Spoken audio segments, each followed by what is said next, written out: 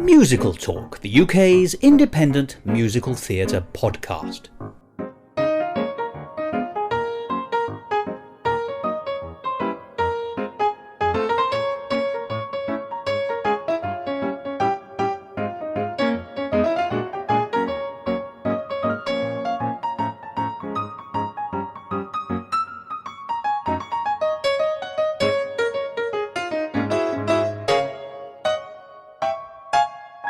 Hello and welcome to another edition of Musical Talk. I'm Thos Ribbits, and with the news that Irving Berlin's wonderful musical Top Hat is returning to London, I can't help but wonder if it might feature the song "Hello John, Got a New Boater?" Unexpected Alexi Sale reference there. Well, this episode of Musical Talk is being broadcast on the 4th of November 2025. And so tomorrow in the United Kingdom is Guy Fawkes Night, also known as Bonfire Night or Fireworks Night. Remember the 5th of November for gunpowder, treason and plot, so the old rhyme goes. And of course that rhyme commemorates the deliverance of our nascent parliamentary democracy from what we would now call terrorists, a plot to blow it up in order to thwart the political government of the day. And the survival of a parliament is all part of the United Kingdom's famous unwritten constitution. But that term is a misnomer. We don't have a codified constitution, where all the documents are in one place, as some countries do. But having an unwritten constitution doesn't mean that your laws are not written down. We have a raft of documents from over 1,000 years, which are constantly being repealed or revised or reformed or added to, which make up our constitution. It's not unwritten, it's just not codified. And another important document which makes up part of our unwritten constitution is the European Convention on Human Rights. And it's having its celebratory birthday today, the 4th of November, because it was originally signed on the 4th of November 1950, making today its 75th anniversary. Now, in recent years in British politics, the ECHR seems to have become the focus of some dog whistle politics, and demands, particularly from one side of the political spectrum, that the United Kingdom should withdraw from its international treaty obligations in relation to human rights. But bearing in mind the European Convention guarantees rights such as life, liberty, a fair trial, freedom of expression and freedom from torture, it's not absolutely clear what these people are objecting to. And it may be telling that instead of wishing to have it reformed, which would be the traditional approach for a document which seems to be fundamentally acceptable, but which some people may think there are problems with, they are in fact demanding withdrawal. And you may or may not want to infer anything into that. However, it is not the role of Musical Talk to get political. This is neither the time nor the venue for a political discussion. It is, however, a wonderful opportunity to talk about a work of musical theatre, and I do use the word work rather than just a show, that has arisen from the creation of the ECHR. And that is a piece that we've discussed many times here on Musical Talk, Dreams of Peace and Freedom by Sue Casson. Now, it's a show that we've discussed, as I say, on a number of occasions, and therefore we've had the great opportunity of hearing how it's developed. And of course, Sue and her family, who performed the piece together, are currently on the road on a national tour, which is branded Songs of the People to mark the 75th anniversary of the ECHR, with performances of this masterful work, Dreams of Peace and Freedom, in a number of places. And indeed yesterday, if you were at Southwark Cathedral in the middle of London, you could have attended a free performance of the work Dreams of Peace and Freedom, a show which I think is truly sublime and oddly transcending. Whatever your views on the politics of the ECHR, the quality of this cantata, as it describes itself, cannot be ignored. And the great thing about Songs of the People is that it's so much more than just this magnificent piece of musical theatre work. The piece has now become part of a multi-platform experience which features online presentations, documentaries, a blog and plenty more. But at its heart is the cantata Dreams of Peace and Freedom, which is described as a powerful multi-layered performance exploring the birth of modern human rights through the eyes of David Maxwell Fyfe, Nuremberg prosecutor and ECHR champion, with musical settings of words that inspired him. And the piece has even inspired something called the Magna Carta Progress, another important document in the world of the unwritten constitution of the United Kingdom.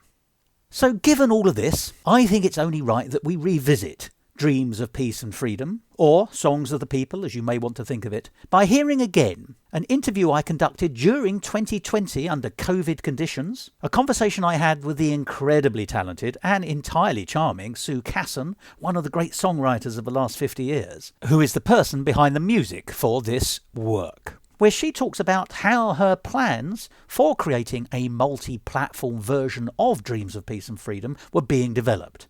So in a way, what we're getting is the discussion of how where we are now with Songs of the People grew from the already existing Dreams of Peace and Freedom, the cantata, as it developed and where it was 5 years ago.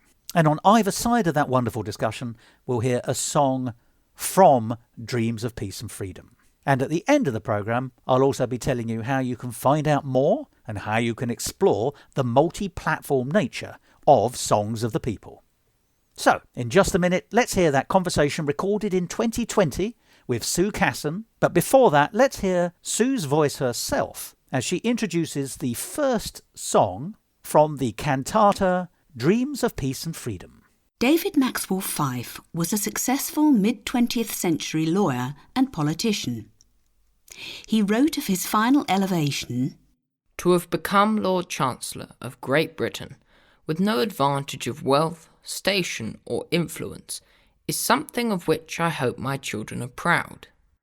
Nevertheless, he further wrote, "I would describe my role as that of an actor, given a small walking-on role in a mighty drama. Few people may notice him, but he sees a good deal." For a short period, between the late autumn of 1945 and the early winter of 1950, Maxwell Fyfe emerged from the shadows to become centre stage in the shaping of the world that was to come. Although in opposition in Parliament, and at times at loggerheads with the establishment, Maxwell Fyfe played a role first as prosecutor, memorably cross-examining Goering at the Nuremberg War Trials, and then as the driving force behind the European Convention on Human Rights. So what made Maxwell Fyfe? And what did he believe? He was the creation of the land that bore him. I have always been a romantic, and for me, the past is peopled with brave and generous spirits. I dreamed I saw the Albion of ancient history, a sceptred isle, a precious stone set in a silver sea, possessed by giants and knights so bold, a mythic treasury. So fair this golden land, so free. So natural is the fairness of this land, that human hand should strive to be so fair,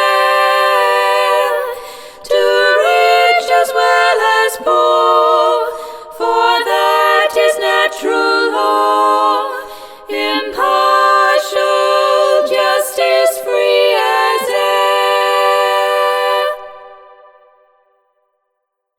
No man or island of itself, entire and solitary, exists alone, but is one part of one great unity. For each and all must live in peace, that Albion may be a green and pleasant land, and free. David Maxwell Fyfe believed in law as a lively natural force. History has taught us, time and time again, that no society can long endure which is not based on morality and order, but it takes time to build a free society and a sound system of justice. Wherefore we will and firmly decree that the English Church shall be free, and that the subjects of our will shall have and hold all aforesaid liberties shall be free, all aforesaid liberties shall be free. In 1924, a young lawyer such as I thought of the rule of law as something unassailable. We imagined that the horrors and sacrifices of the First World War had not been futile, and that mankind had at last learnt its lesson and would henceforth live in accordance with reason. What happened to these fond imaginings? Every hope that we nursed was disappointed. Reason was once more dethroned. One brutalizing dogma after another bore dreadful fruit. Rights and concessions freely, quietly, duly and in peace, fully, entirely. Wherefore we will and firmly decree all aforesaid liberties shall be free, forever shall be free. Yet there is a doctrine which has for various reasons become a little dusty and old-fashioned in recent years, and which I myself should like to see restored to the position that it used to occupy. I refer to the doctrine of the law of nature. You may throw out nature with a pitchfork, said a Latin poet, who was also a good gardener, but she will always come back.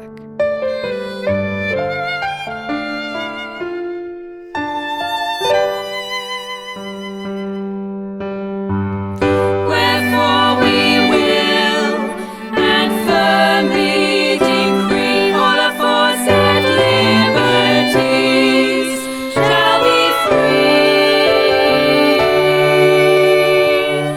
for themselves and their heirs from us, and our heirs in all manners, in all places, forever, forever, as has been said.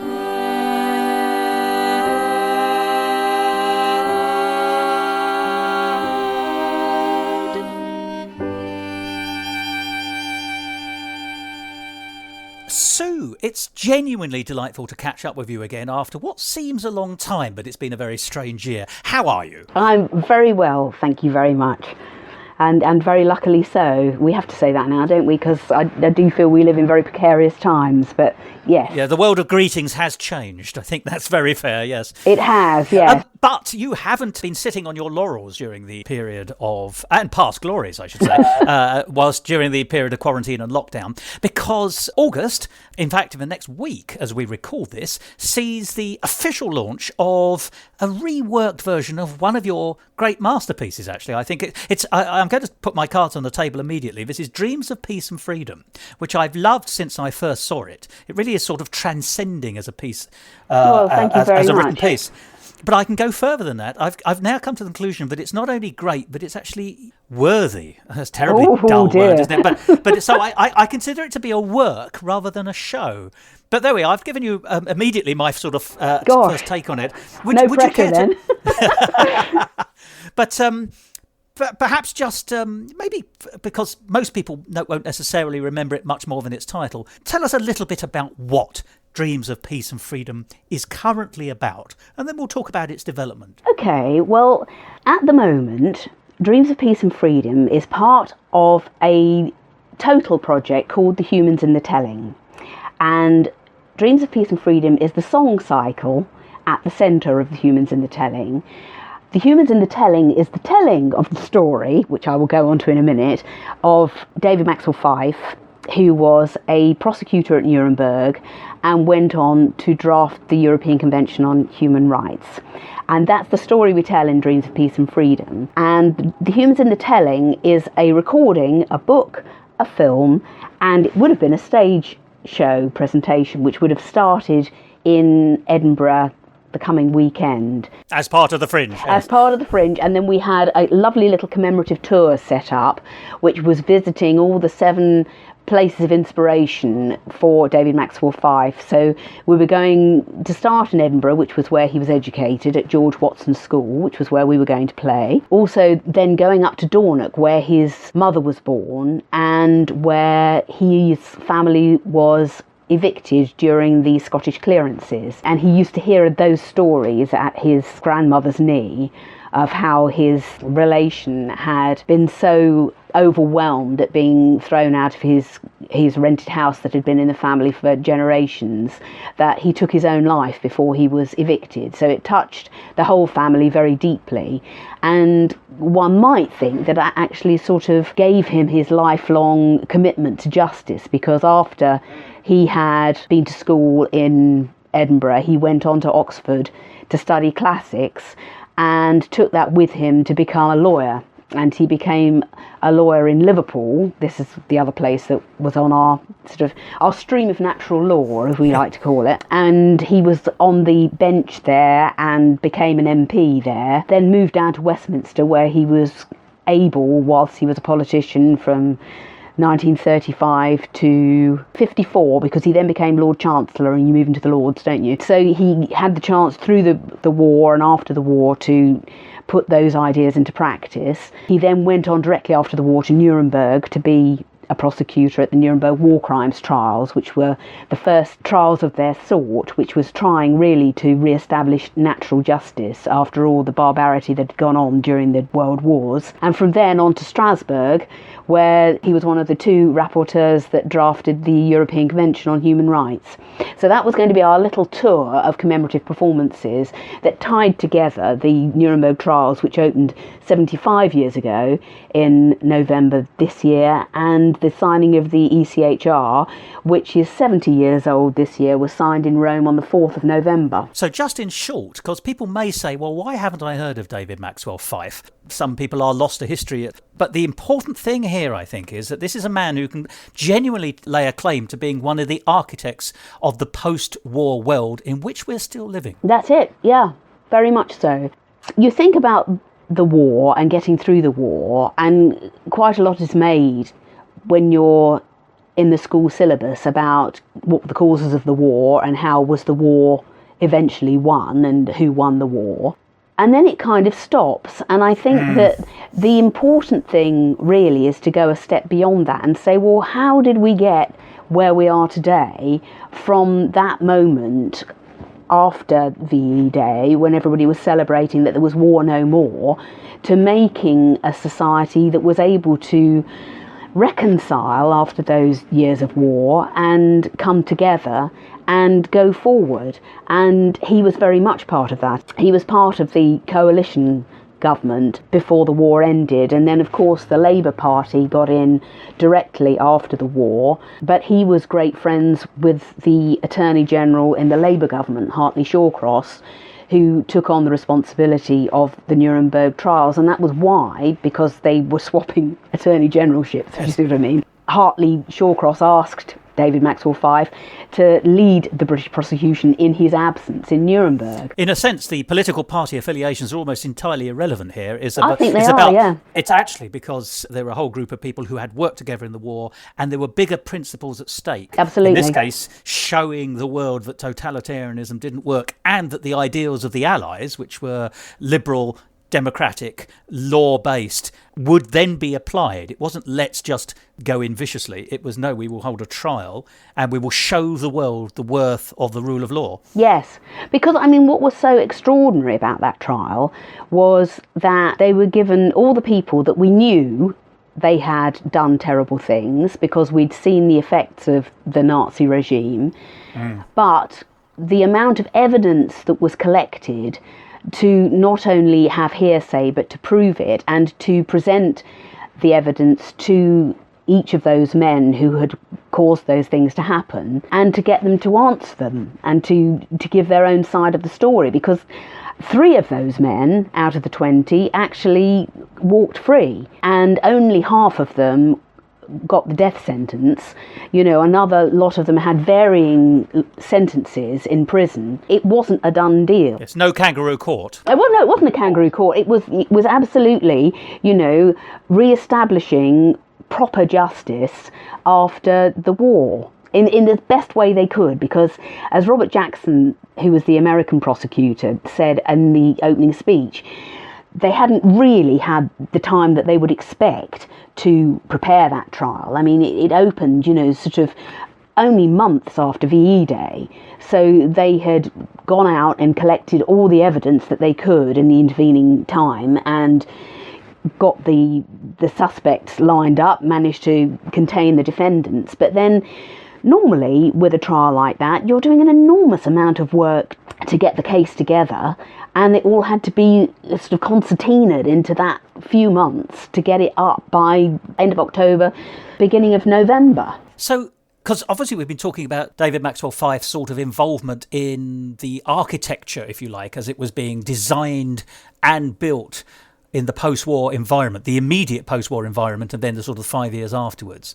And it's a fascinating story. I mean, I've listened to Dreams of Peace and Freedom as a work in its latest version, and it strikes me very clearly that you're doing that clever thing of drawing a macro from a micro, and in reverse. You're telling the story of the individual, the humanity of David Maxwell Fyfe informs his professional career, and his professional career is informed by his humanity, which then goes on to become one of the principal blueprints for the modern post-war world. So you can see from, exactly as you said earlier, you know, the story of an injustice in the family from 100 years beforehand colours his view on natural law and natural justice and the need for law to stop arbitrary behaviour. And then he practices that both on the bench and in a political environment. And that's, you know, we should never forget that law is infused through any government, attorney generals and lord chancellors and goodness knows what. And then, of course, in a post-war environment where that legal situation is writ larger again in a collaborative, what we would now call supranational environment of different nationalities who haven't necessarily got much in common as nations. You know, we're talking Russia, America, France and Britain for a start involved in this situation. Many others, of course, but, you know, those are in many ways the 4 major players who, you know, at that time philosophically were not necessarily seeing eye to eye, but were able to come together on this very important matter. And David Maxwell Fyfe's own personal beliefs and story is interwoven all the way through that. And we live in David Maxwell Fyfe's world in a way. I think that's the most important thing. So that's why I think this is such an important story, both as it illuminates him, but as he illuminates the world we're living in today through the funnel of time. Yeah. So tell me, obviously I can see why one would be inspired by that story. How did it first come to you that you thought that there was, in the first instance, a song cycle, but, you know, in fact, actually a multi-platform masterwork has arisen from that? But let's start with Cantata. What happened, this has been a project that has evolved over about 20 years, because Tom is the grandson of David Maxwell Fyfe. He's the writer. Yes, he's the person who has put together, well, let me tell you a little story. About 1999, he got a call from Alan Overy in the city who said, "We're moving premises and we've just come across some boxes of your grandfather's stuff. Do you want them?" And so I bet the answer was yes. It was, but he didn't really realise, he went on the tube, not really thinking, and then when he got there were these box files full of letters and documents and speeches and photographs, and he was absolutely overwhelmed. He had to come home in a taxi because he couldn't. And it took him probably 2 years to sort of archive the letters in his spare time, because what had happened was that whilst Maxwell Fyfe was at Nuremberg, he had written home to his wife Sylvia practically every 2 or 3 days, and so it was a sort of informal record for her of what was going on, and he'd probably got an eye in his head on, I want to write this down when I get back. And she wrote to him about how it was appearing in the British press as the trial developed. Once Tom had managed to put the letters side by side, because they weren't all dated and some of them were in envelopes and some of them weren't, he made a play out of it called Making History, which we put on in about 2003 for the first time, and again in 2006. And it was very like 84 Charing Cross Road, because it was the letters between them, and then we had 2 extra actors who would play everything else, from Robert Jackson to the Germans who were being tried. So there was a bit of historical structure around it. Once again, macro and micro, though, isn't it? It's the person, the informality of the letters, and then the actual events of history. So I can see that dynamic immediately, and I think it works so well there. Yes, well, and it did work well as a play, and during the second time we did it, one of the actors actually was a pianist. And so we interspersed it with songs from the period, and he would sort of improvise underneath bits of the courtroom and stuff to, sort of heighten the atmosphere, which worked really very interestingly. And when, after this, Tom decided that he would now make a website about his grandfather, featuring all these documents and things, he thought, well, I'll do little films just to sort of read some of them out, because that would be a good way to bring them to people. So when we did Kill Me Your Papers and launched that in 2013... And that's the website? That's the website. I wrote some music. This was when Dreams of Peace and Freedom sort of was a little nascent idea. We had noticed his affinity with Brooke, and so he said it would be really nice to have some underscoring, while I'm reading these letters, and we could weave it through in that way. And so Lily at that time was singing at Southwark Cathedral as part of their girls' choir, and we loved that sound of the girls' voices. I added another voice, so we had 3 voices rather than 2, but it was very much inspired by that lovely ethereal sound that we heard at Evensong every Monday and Thursday. So we set The Soldier, which was the Rupert Brooke poem that he quoted at the end of the closing at Nuremberg, which is the one that's coming up at the end of this month.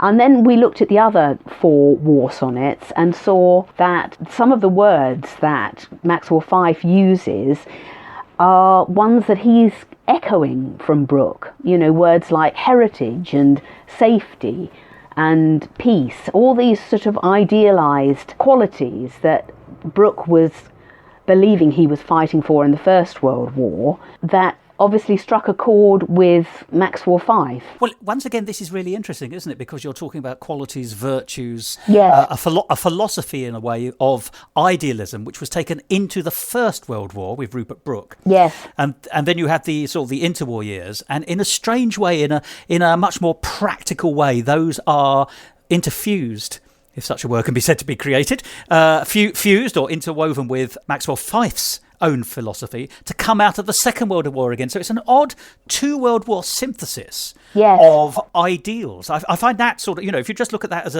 a mechanistic diagram, actually, the materials go into the First World War, but they come out of the Second World War in a practical form. Yes. I mean, I think we've talked before about the way that many historians almost regard the First and Second World Wars as one big war with an intermission. Absolutely, yes, quite. For a lot of very good music and theatre, yes.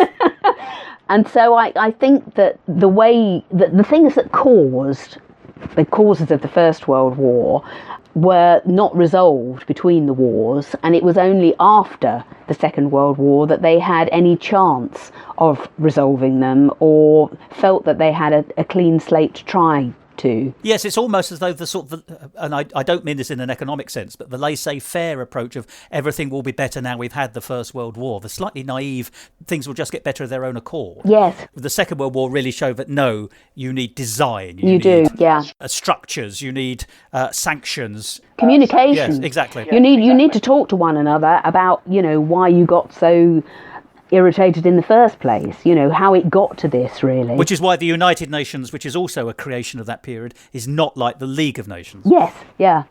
So you've had this sort of nascent idea. I think we're at about 2013, where you've been writing this sort of, if you like, underscore for atmosphere purposes. Yes. But there's a leap from that into tangible songs.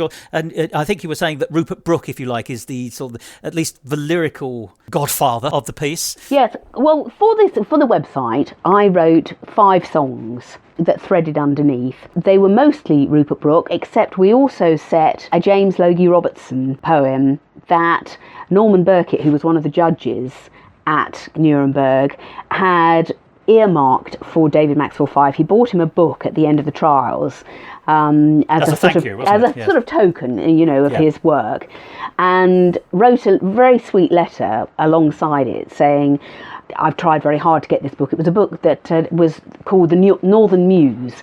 It was a selection of Scottish poetry by John Buchan, and he knew how much poetry meant to Maxwell Fyfe. And there was a particular poem in it about renewal and about how nature renews itself. The leaves come off the trees and then the next spring they all come back on. It's called Non Semper Imbres, and it translates as not always raining. And so that seemed a very good, sort of a part of his Scottishness to set it, but also part of that impulse to renew and to rebuild. And so that also was part of the things that I set the first time round. And we had those songs were sung by members of the Southwark Choir at the launch of Kilmuir Papers in St Matthew's Church in Westminster to sort of facilitate the story being told round it. Robert read excerpts that Tom had chosen through it to sort of move the story along, and it went down really well that I was reluctant to leave it there, and I thought there's something in this actually.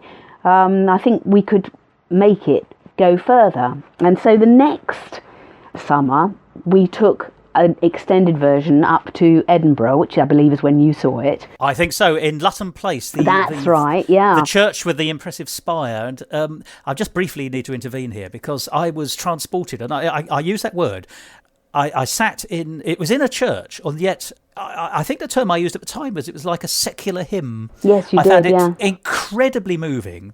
I found it incredibly humane. I think humanity is the thing that is the golden thread throughout the whole thing. It's a very positive view of what man, in the broadest sense, mankind, humankind, can be and should aspire to be. It's the romantic, the optimist over the cynic, isn't it? There's that dynamic all the way through his Maxwell Fyfe's own thoughts. But I got that very strongly. And doing it in a church, ironically, although it is essentially a secular world view, it may be infused by Christian virtues, etc., but it's essentially, how can we, the people, make things better for the people? Yeah. But doing it in a church gave you also the kind of the sense, and I'm not saying it was the church that did it, but the church certainly did no harm in underlying that sense of secular hymn cycle. Which, interestingly, I still got when I listened to the newest version only earlier today. I still found there was a kind of there's a kind of glory in it, if that makes sense. Yeah, well, that's a lovely thing. Yes, that's a lovely thing to say about it. It is hoping, I think, to transcend. At various points in the last 5 years, we've thought, well, should we go out on the road and just protest about what's going on with the Remain and Leave debate? The prevailing political context, yes. Yes, and sort of just show what we're throwing away, really. And every time we talked about it, my reservation was, this is not a protest piece. It's not fist pumping and it's not shouty. No. It's actually, you need people to sit and listen. But if you can get people to sit and listen, I hope it will change their minds through the sheer peace and tranquility of it. And that's can be powerful, but you have to let it in. You can't stand on a street corner on a soapbox and make a big noise, which is, what a lot of the Brexit debate has been about. It's been about noise. And Tom would have done it. Tom would have taken it and, sort of done that with it. And I was reluctant, really, because although it is a protest piece, because it is against the way that I see the world going at the moment, it's deeper than a shouty. It's not a cry. It's not a... It is something else.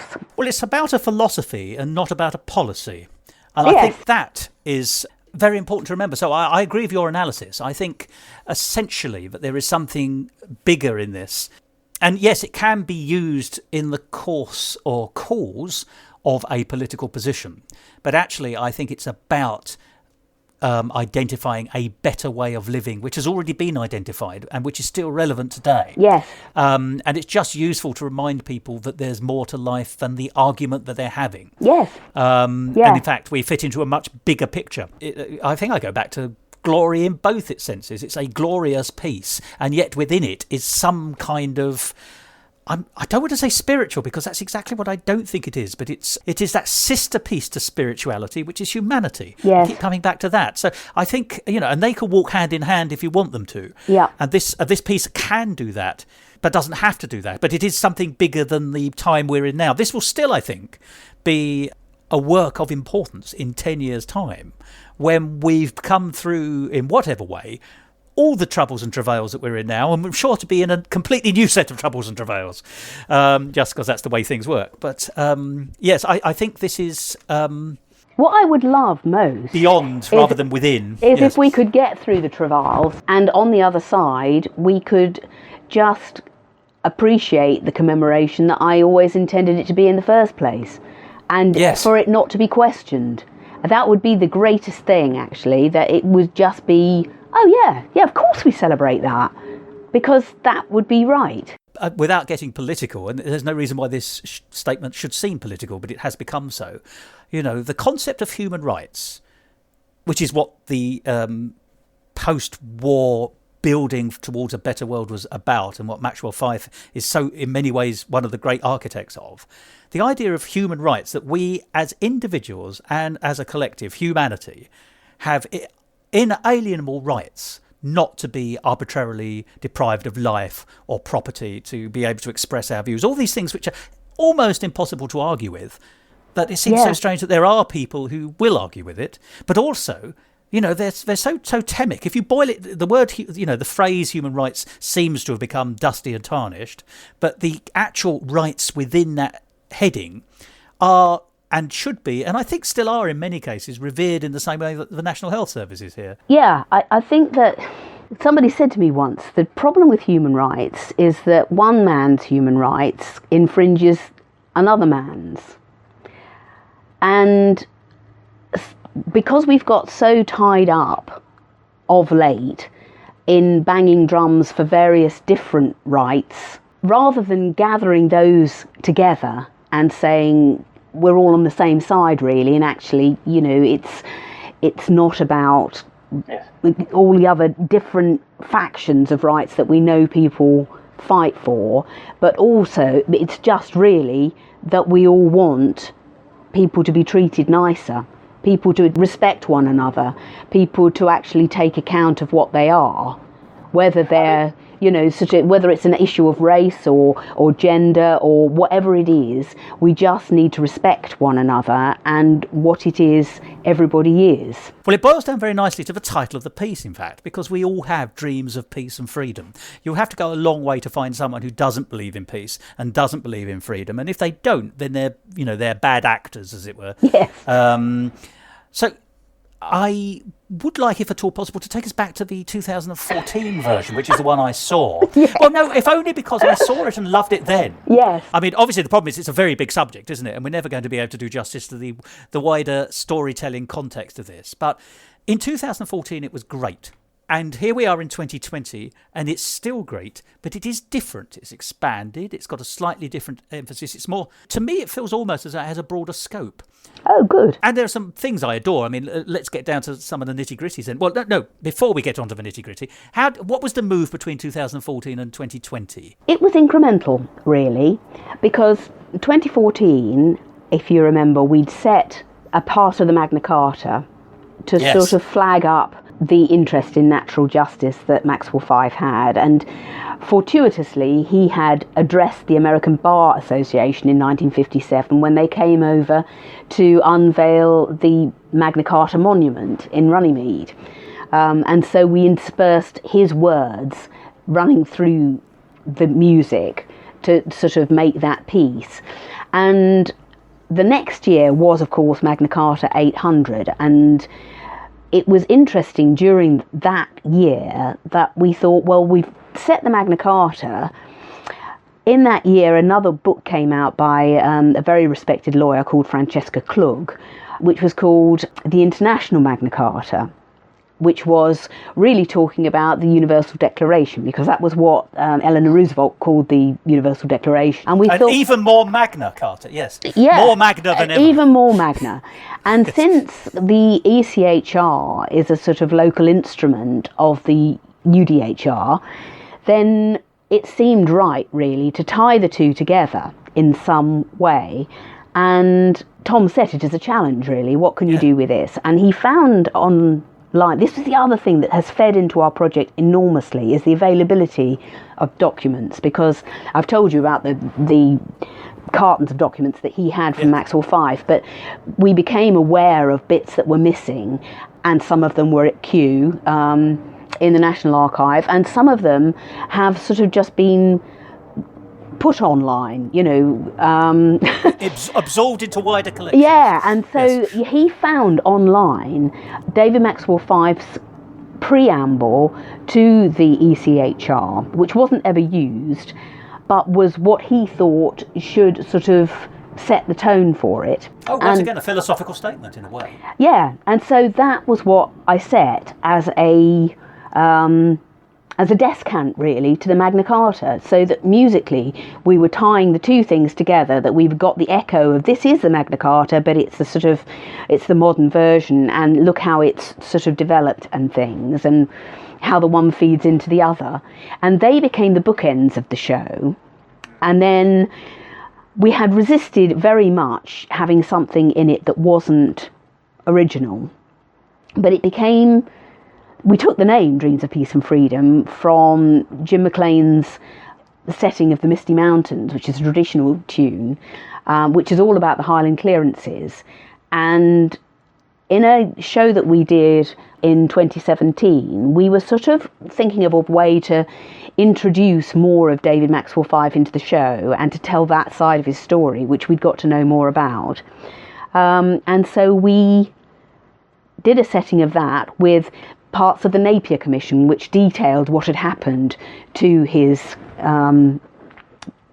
great uncle. I'm not very good on that, but this is what you were talking about earlier. The one I was talking about earlier, because of eviction. So it sort of told the story, really, of how his ancestor had gone to Mignale Mill and taken it on a long lease, and it had been a lifetime's lease that was then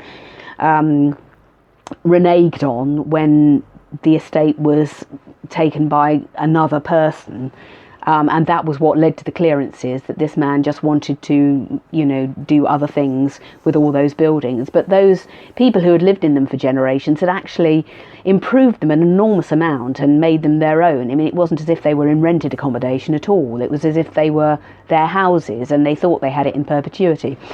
So that's the story that runs through Jim McLean's very moving words of Dreams of Peace and Freedom, because it's a very personal story set against that wider story of the clearances. And so I thought, well, I can arrange it in such a way as it's my arrangement, which is what I've done, and which I think makes it part of the piece.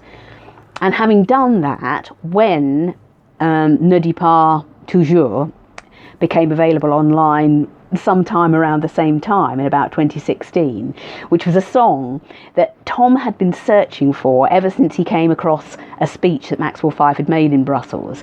Because which referenced it, I think. Which referenced it, yes. It says, I'm reminded of a song that we used to sing in more carefree days, and quoted it. And we couldn't find it anywhere. And when we did find it, Tom said, well, we're going to have to do this. We're going to, this is the beginning of his story, really. And so I arranged that and also translated it so that we've got the French version, which is Jean Lenoir's version, beside a sort of counter melody, which is giving the English translation in a very broad way. That comes very early in the piece. It does. It sort of kicks the thing off, really. And it's highly delightful. It's also... when I say this, I mean this because this is a sign of sophistication and professionalism. It's easy on the ear, and that's. But that it's one of these weird worlds we live in where that sounds like a damning statement, but it isn't. It's like a very drinkable sparkling wine, and it sets the pre-war feeling a little bit. There is a chronological move in this piece, in this work, and that pre-war mistaken carefreeness is actually part of that, so it works contextually very well. Good. So these are all the things that we started to add in, and we looked in this 2017 concert for a way of telling the story of his wars, as it were, because the First World War, he basically went up to Oxford just as that was coming to a close in 1917. And he talks about, sort of seeing the soldiers on Waverley Station as he goes down to London for the first time to go up to Oxford. So we wanted to tell that story in a way that might have involved using goodbye, it's a long way to Tipperary. But then we thought, well, no, we won't do that. Because in the Scottish poems, there was one that he liked very much, which was by Neil Munro, which is a sort of Highland battle piece, really. And so I changed it into a folk song and just made it an a cappella folk song that a friend of ours sang for us, Andrew Bolton, and we sort of Harry Laudered it a bit to make it sound more atmospheric. And in the latest recording that we've got a fiddler over the top, so I think we'd still play it into a performance with Andrew singing it, but we'd have the fiddler live. That's what would have happened, I think, if we'd been in Edinburgh this week. You've just stunned me ever so slightly because there are... Well, no, in the sense that within the recorded work as it stands at the moment, there are some bits and pieces which sound like authentic recordings, and one or two of them presumably are. But there was a piece which I thought, I've been clever, I've spotted Harry Lauder. And it turns out that I haven't. Oh, you thought it was Harry Lauder? I did genuinely think it was Harry Lauder. That's brilliant. It's got that kind of Glasgow Belongs to Me kind of feel. I can imagine that song having been sung by Harry Lauder in a musical. It had that, it had 1925 or 1920 all over it. I don't know. It was just, I genuinely thought that was a rare recording. I was wondering how you'd got the copyright. Oh, fantastic. Now I know. To be honest, this is one of the great things about it, because it's one of the many great things about this piece is, as I say, it reflects a period of time. You can hear the development of Maxwell Fyfe, but also you can hear the story of the first 50 years of the 20th century as well. And there are a few sort of throwaway names which are there for those who want them. So, for example, you've already mentioned John Buchan, who's most famous for the 39 Steps, but he collected the book. He collected the poetry for the book that was the presentation book at the end. Maxwell Fyfe himself describes an innovation of his as being a bit like the Western Brothers. That's right, yeah. Who are a sort of drawling a music hall act of the 1930s, 40s and 50s in particular, who used to start their performances with "Hello, Cads." I'm a great fan of the Western Brothers. So I unbelievably am. So when that came up, I was genuinely delighted to hear this really important man of the 20th century making reference to a relatively well-known double act of the period. Yes. I mean, just briefly, the Western Brothers had a big career, and they were slightly satirical, and indeed they got into trouble. They got into trouble by making a rude joke about, forgive me, the Labour leader after Attlee. Hugh Gateskill. They made a rude joke about Gateskill's wife in the early 50s and were banned from the airwaves in exactly the same way Kenny Everett was about 15 years later. Anyway, we digress, I'm afraid. But, yes. So I like those little sort of music, and the Harry Lauder sounding records. So there's a lot of the culture of the period all the way through it, and indeed your French song at the beginning. It's not inconceivable that you could have, that Charles Trenet could have sung something like that. It's got that feel to it. It was actually recorded quite widely, that song. I mean, if you go to YouTube, there is a lady who sings it. With Jean Lenoir's band, but there are several other different versions of it, which is quite, it's totally unknown today.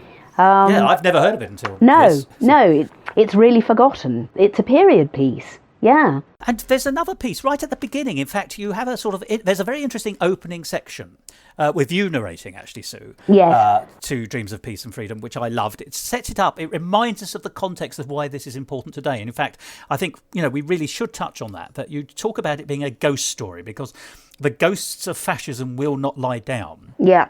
But the people who defeated fascism and built the world to remove fascism, their ghosts also won't lie down. And in a way, this is the story of that continued fight against repression and tyranny. Yes. However it's badged. And then there's a very beautiful opening piece. And then it ends with, to my mind, with just a little echo of The Dying Swan by Saint-Saëns. There's a little it has a very French, delicate, I don't have the musical terms for it, but it just seems to have that feel at the very end, which gives it a slight sense of concern. There's a beautiful sense that unless we wake up to the importance of what Maxwell Fyfe and his peers were saying and trying to do and created in doing, but have been sort of forgotten about, and the philosophy behind it forgotten about, then we could fall back into the ghosts of fascism will rise again. There's another piece. I'm sorry, I'm leaping about the piece, but these are the things that came to me.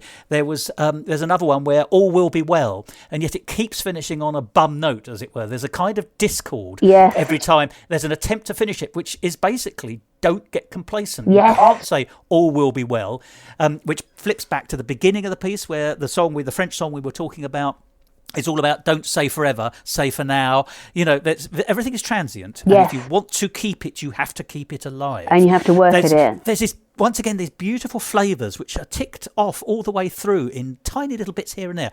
And you can put them together and suddenly you realise that you've got this beautiful tapestry in front of you. Or that's the way I see it, at least. I mean, I'm sure that's deliberate, but those little musical points I've identified presumably were in your thinking as you were building a kind of interconnected platform. Well, I'm very pleased that you picked up on The Dying Swan, actually. That's very perspicacious of you because I did... Say more, you're wonderful. I did have The Dying Swan in my head when I did that ending because I was, funnily enough, I was sort of thinking of it and how very often, that sort of fall that you get at the end of The Dying Swan just sort of goes to nothing, doesn't it? And I thought that's how I want this to finish, just sort of that falling feeling. And beautiful and sad. Yeah. Gosh, well, thank you for confirming that. But that's when I say this rich tapestry. I think that's what I got all the way through it in this iteration, which is broader and as you said yourself, the change from the 2016 version to this is the inclusion. It's more Maxwell Fyfe. It is, and it's really to try and answer the question that you asked me at the beginning. Because David Maxwell Fyfe, who he, is a very common question and very much, rather like Jean Lenoir and his song, nobody knows who he is now. And in fact, where people mention him at all, it's not in the way that you would hope, because there are sort of things that happened when he was Home Secretary that have not contributed to his legacy, and in fact almost are the bum side of the coin that stop this bit of his legacy being told. Isn't that strange? But this is the reality between, everyone wants to be a statesman, but everyone's actually a politician.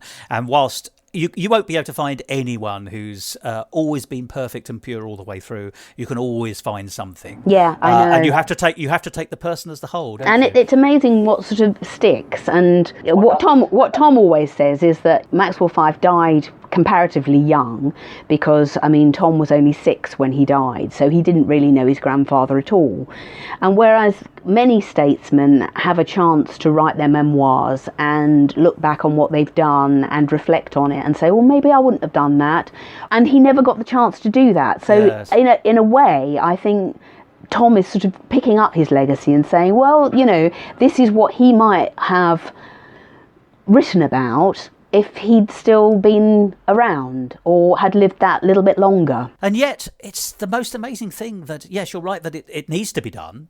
And it's sad that he's not well known in a better way. But you just think, once taking it back to the story, taking us back to the work, it's Maxwell Fyfe and how his personal humanity and philosophy, I'm repeating myself in a way, but I think it bears repeating, helped design the latter half of the 20th century and what came beyond, i.e. the modern world in which we live. And his world is my world and is your world and is the world of most of the listeners who are listening into this episode. The things that we sort of take for granted, and indeed that is the problem, I think, that the legacy is so successful, has become so ingrained. Yeah, it's become ingrained, and therefore it's being taken for granted. Yes. The moment something becomes taken for granted, it becomes endangered. Yeah. And we are living in a world now where there are agents, bad actors, who would dismantle the basic freedoms that we take for granted, whether you describe them as human rights or democratic freedoms, whatever we call them. An egregious example will be what's happening in Russia under Mr. Putin. Yes. That actually democratic rights are being peeled away very quickly, and there are very few safeguards. It's not like that here, I'm pleased to say, but there's very little stopping it being like that if we forget. Yes. And that is such an important thing.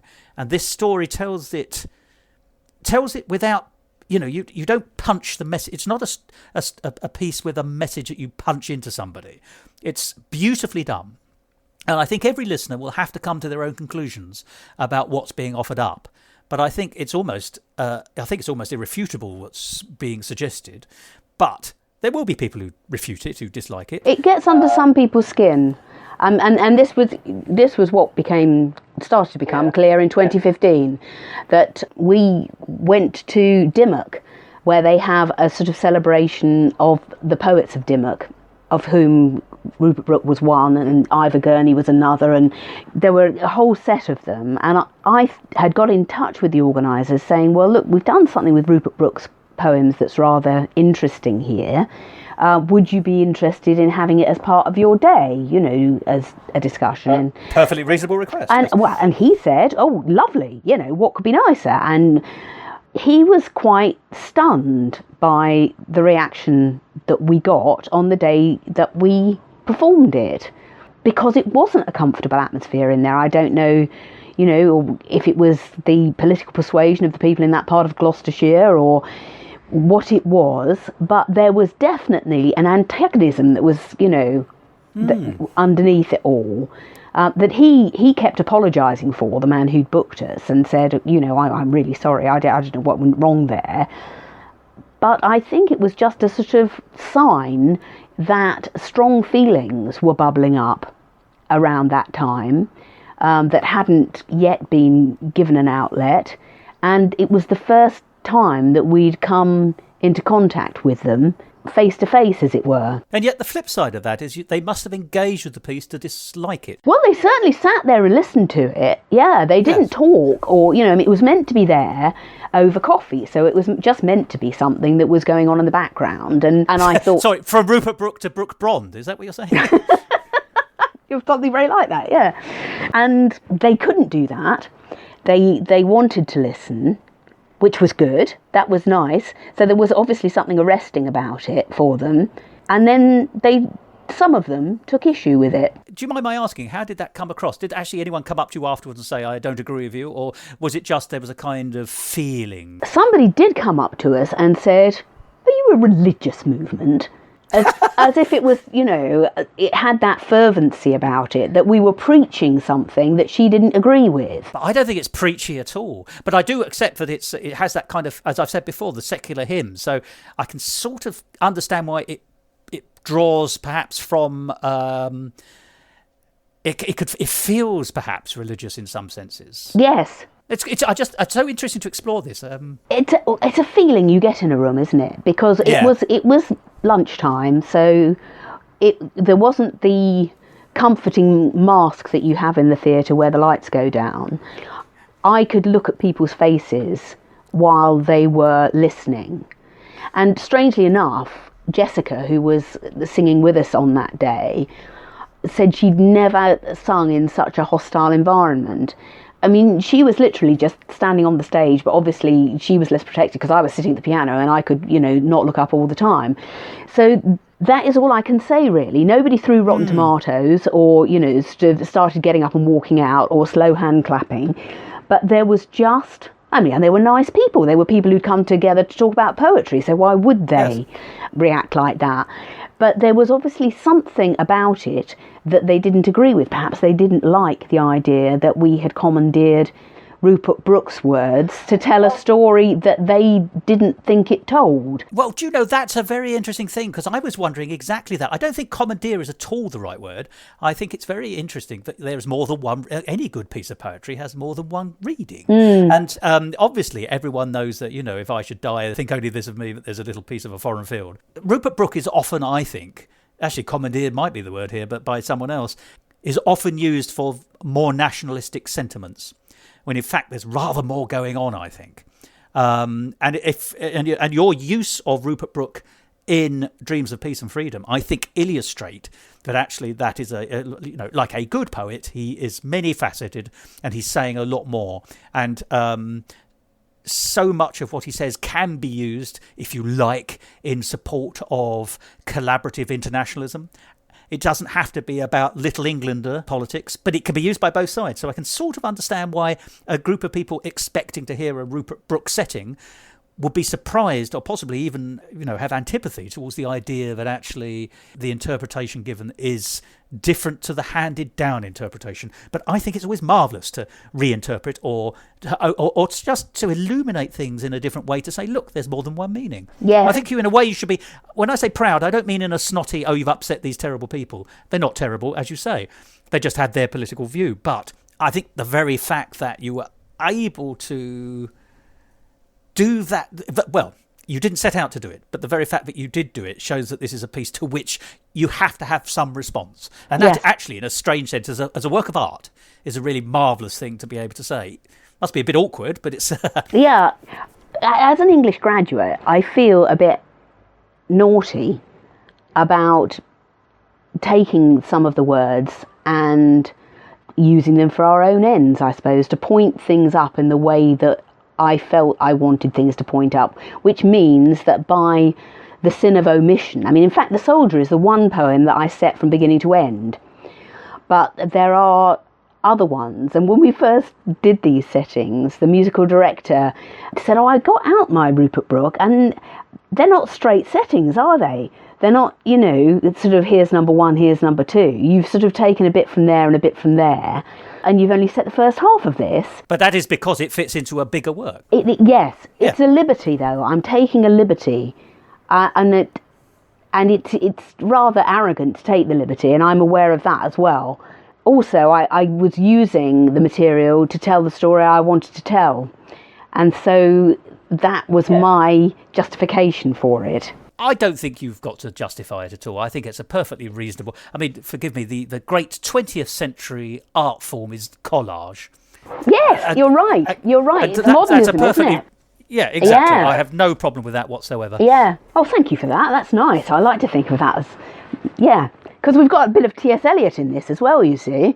And he was the great modernist. Oh gosh, yeah. Let's not ever forget that his poems are still being set.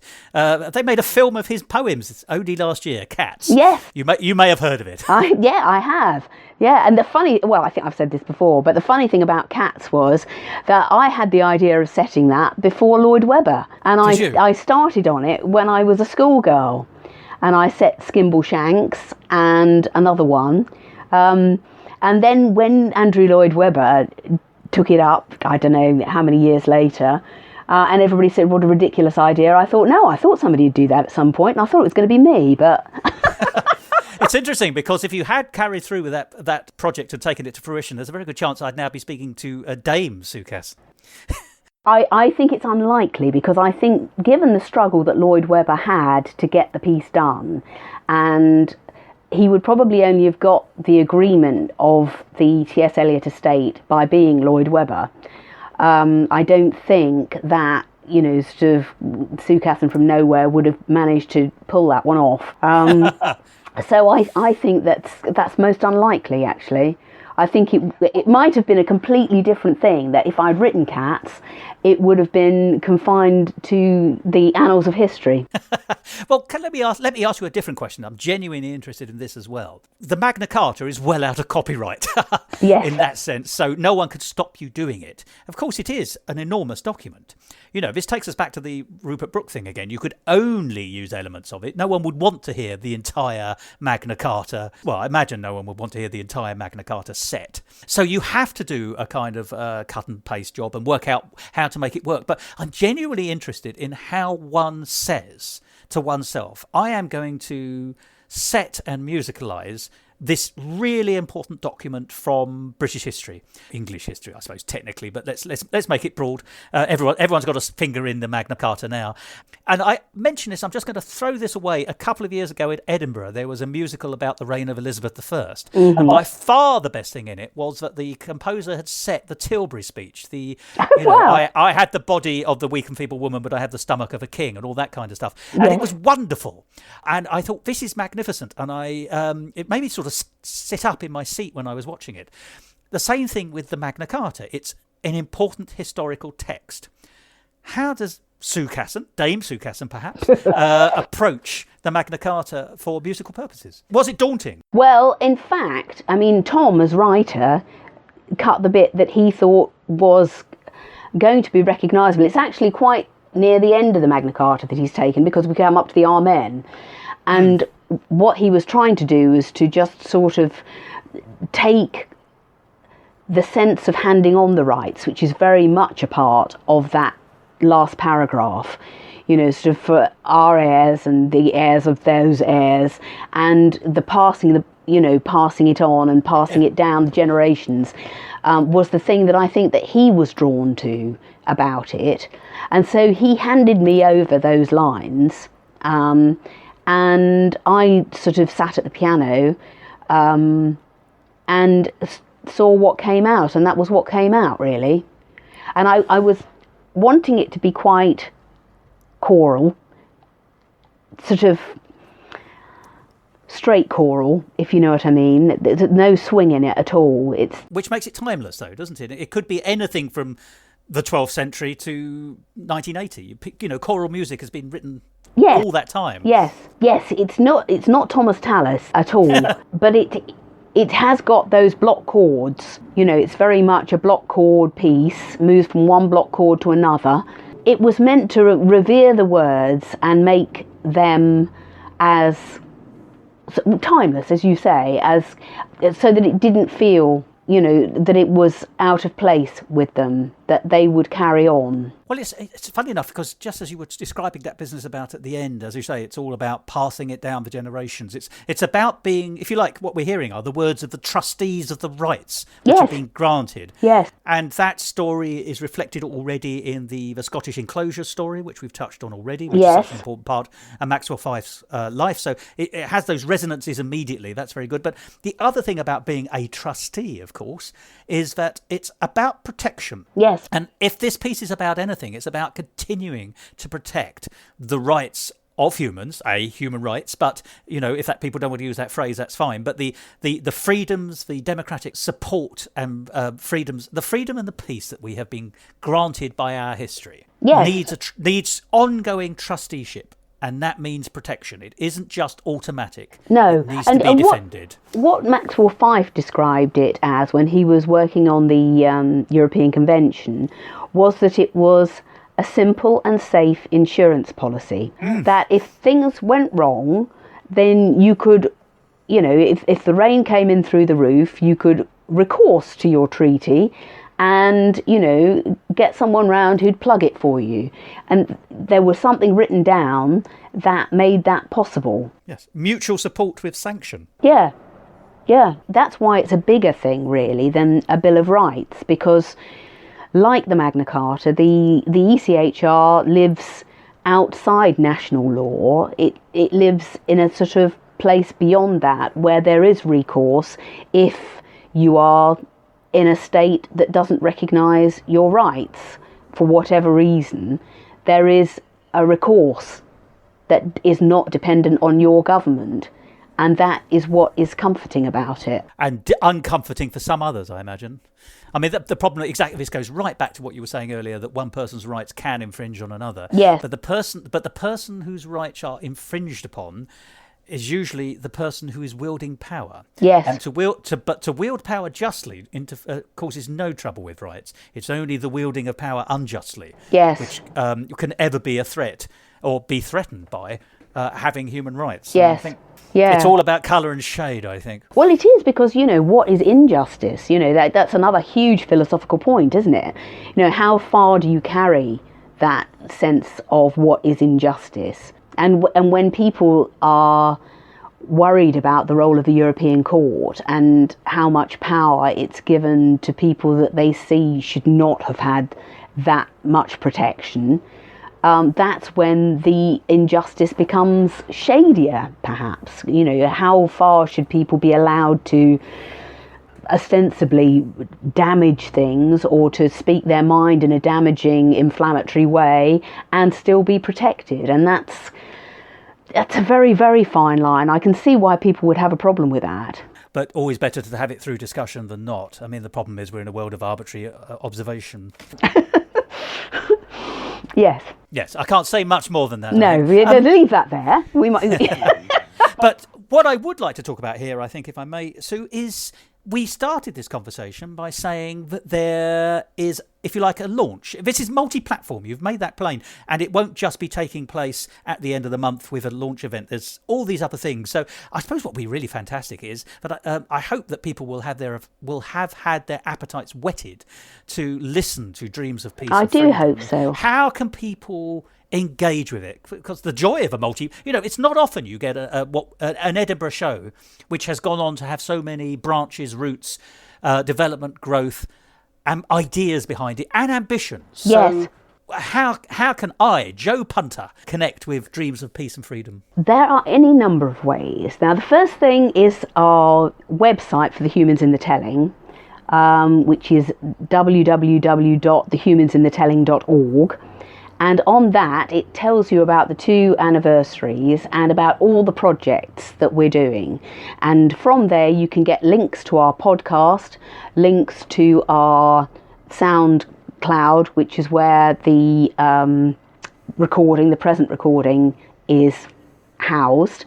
And as things become finished, at the moment you can see pages from the book and you can see excerpts from the film. And as soon as they're finished, they will also be a portal through there to see those things. So that's everything gathered in one place. And you can also follow our Twitter feed at @officialthint, which has all those, which will tell you about those things, and also has rather a nice sort of rolling on this day with excerpts from letters, either sort of written or on pictures or in listen to letters, and little bits of video that you can engage with. Lots of twiddly bits and things to look at, touch, listen to, smell, that kind of thing. Exactly, and that sort of that ongoing Twitter feed and Instagram, same thing, Official Thint, has more about the project and more about David Maxwell Fyfe's story.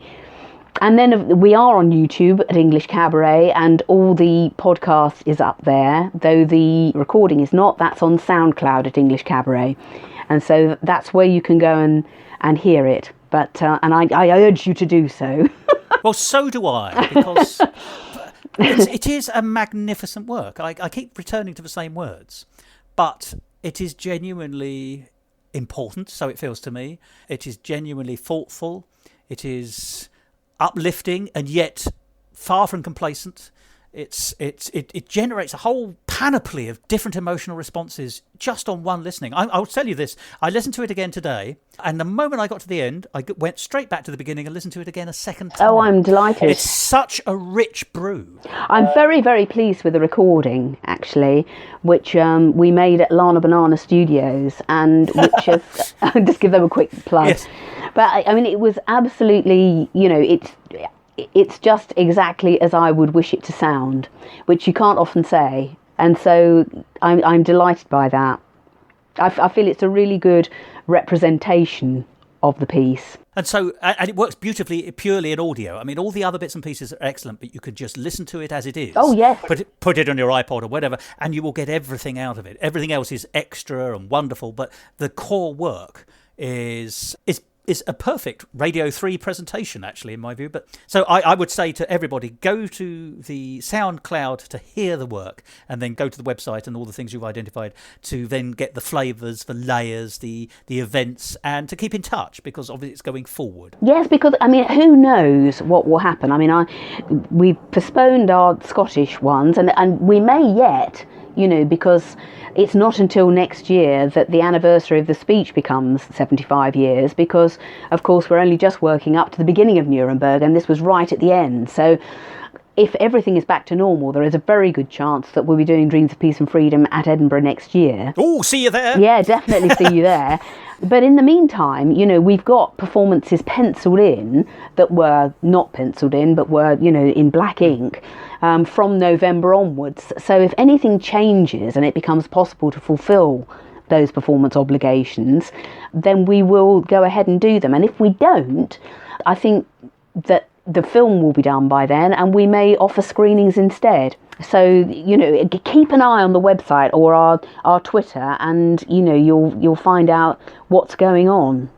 So, Sue, this sounds marvellously promising. Not only is the work available as of this second for people to hear on SoundCloud, yes, there are all these iterations looming, and that sounds really promising. So, as I say, if people go to the website, they'll be able to find out what's happening as it gets confirmed, because, as you quite rightly said, this is such a strange year. Nothing is confirmed until it actually happens. Quite. Almost. And we're singing, you see. I mean, it's terrible, really. We're not blowing things, but we are singing. Well, that's recently been identified as absolutely safe. Oh, has it? Oh, yes, good. it has. This very week, that was being announced by the government, that singing causes no further risk than anything else in theatre. Oh, well, that's a great relief. So you can get your megaphone out and do it properly. Yes, and with luck, Sue, I will see you in Edinburgh next year, and if you are in Edinburgh with a version of this show in any of its iterations, then I shall be delighted to talk to you again. Oh, brilliant. As I said, in 2016, it was a secular hymn. As I say, this time it's a magnificent work. It just gets better. Well, I think this is it now, actually. You never feel like you finished, and I'm the worst one for that, because, first of all, you do a recording and then you don't have the cello and the violin and things, and then you think, oh, well, perhaps we'll just, but this is it. This is it now. This is the final flower, I think. Fine. But it's a magnificent orchid, I think, and something that would adorn anybody's oral mantelpiece, if you pardon the expression. So, not quite sure where I'm going with that, really. But leave it there. But seriously, so yes, I hope to speak to you again at next year's Edinburgh Festival, and it will be marvellous to see the show as well as hear it. So thank you so much for talking to me. Thank you. On his return from Nuremberg, Maxwell Fyfe pursued these themes of natural law, natural justice and human rights in papers and speeches. There is in each of us a sundial factor of our mentality. We are inclined only to count the sunny hours. Moreover, after exhausting wars, men tend to suffer a weariness of mind. This lassitude can make them shrink away from facing the limitations of human nature. It can produce a facile skepticism about their evil deeds. New generations dislike reading the history of the gas chambers, and so the fact that men claiming to be civilized put millions to death in the gas chambers slips from history.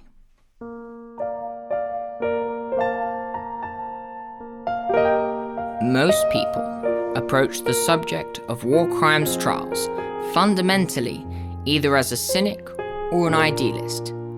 This is, I think, because in essence, the case for or against trying war criminals depends on that controversial subject, which has become succinctly known as human rights. Your cynic says, human rights? There are none. Your idealist, however, takes the view that there are certain rights and freedoms, not created by lawyers, but to which mankind as such is heir, and which cannot be alienated. It is a conception akin to the idea of the law of nature, which has had such a wide influence on relationships in past centuries, although now somewhat outmoded. The idea of fundamental human rights is one in which I firmly believe. We have found safety with all things undying, the winds and morning, tears of men and mirth, the deep night, birds singing and clouds flying, and sleep and freedom and the autumnal earth. We have found safety. We have found safety. That's not for time's safety, and not for time's throwing. We have found safety, blessed security. Who is so safe as we?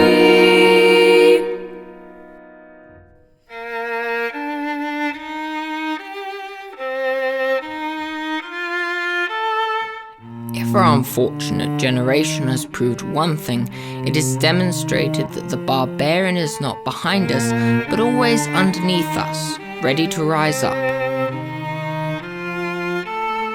Deep night, morning, sleep and freedom. Deep night, morning, sleep and freedom. Deep night, morning, and sleep and freedom. Deep night, morning, sleep and freedom. Deep night, morning, sleep and freedom. Deep night, morning, and sleep and freedom. Deep night, morning, sleep and freedom. We have found safety with all things undying, the winds and morning, tears of men and mirth, the deep night, birds singing and clouds flying, and sleep and freedom and the autumnal earth. We have found safety. We have found safety.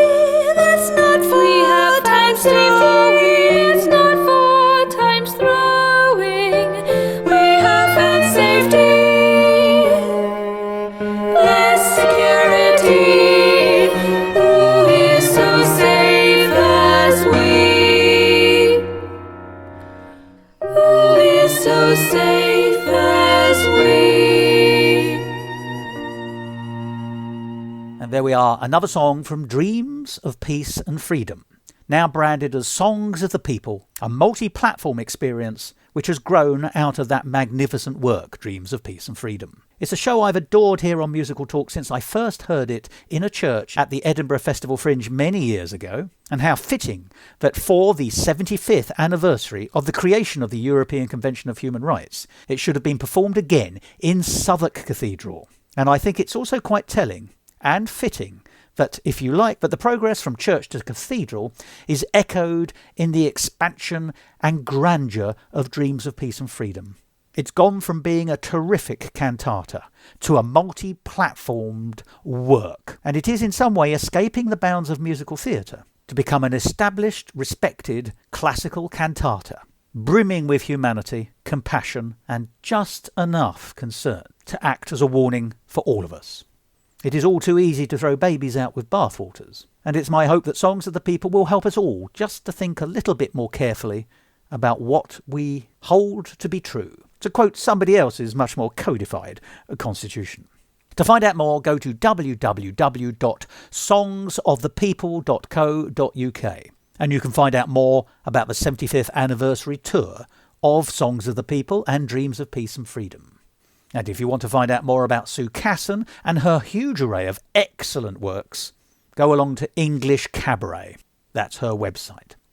And that, I think, brings this episode of Musical Talk to an end. Join us again next week, or whenever, when we'll be talking about something completely different. The world of musical theatre grows ever larger, ever more expansive, and ever more delightful day by day. And so when you join us again in a week's time, it'll be 7 days bigger. So much more to talk about. So join us then. And so until then, I've been Thos Ribbits. Pip pip.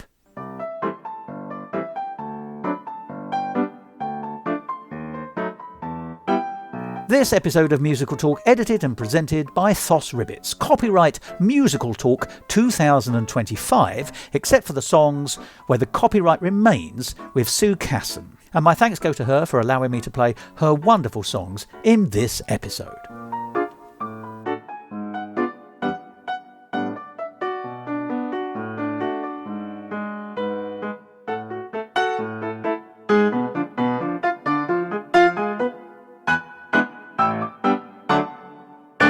To find out more about the world of Musical Talk and listen to past episodes, go along to our website www.musicaltalk.co.uk or subscribe to us on Apple Podcasts or wherever you get your favourite podcasts. And follow us on all the usual social media networks.